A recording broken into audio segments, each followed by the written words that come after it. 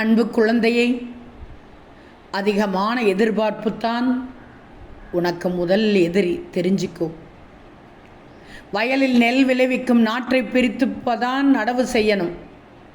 பிரித்து தானே நடவு செய்யணும். அப்போது தானே பயிர் விளையும். அதிகமாக விளைய வேண்டும் என்ற யோசனையில் கட்டுக்கட்டாக நடவு நட்டால் பயிர் எப்படி வளரும்? விளைச்சல் எங்கிருந்து வரும் தங்கமே? அதே போலத்தான் அதை செய்யலாம் இதை செய்யலாம் என்று பேராசைப்பட்டு எல்லா வேலைகளையும் ஒரு சேர இழுத்து போட்டு கொண்டால் எதையும் முழுமையாக செய்ய முடியாதே.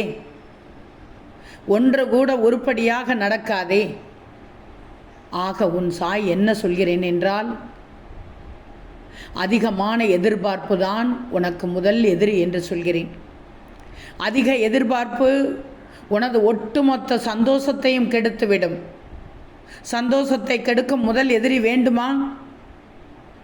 எனவே அதிக எதிர்பார்ப்பதை தவிர்ப்பதுதான் நன்மை பயக்கும்.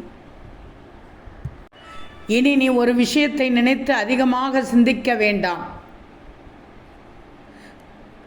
ஒரு இலக்கை அடைய வேண்டும் என்ற குறிக்கோள் வேறு. அதே நேரம் உனக்கு தேவையில்லாத விஷயங்களை பற்றி அதிக எதிர்பார்ப்போடு கூடிய தேவையில்லாத சிந்தனையும் வேண்டாம். அது உன் மன அமைதியை வெகுவாக கெடுத்துவிடும். எதையும் சமாளிக்கும் திறன் இருந்தால் போதும். உனது வேலையில் நீ ஒரு கண்ணாகவே இருந்தால் நிச்சயமாக கண்டிப்பாக தேவையில்லாத யோசனை வரவே வராது.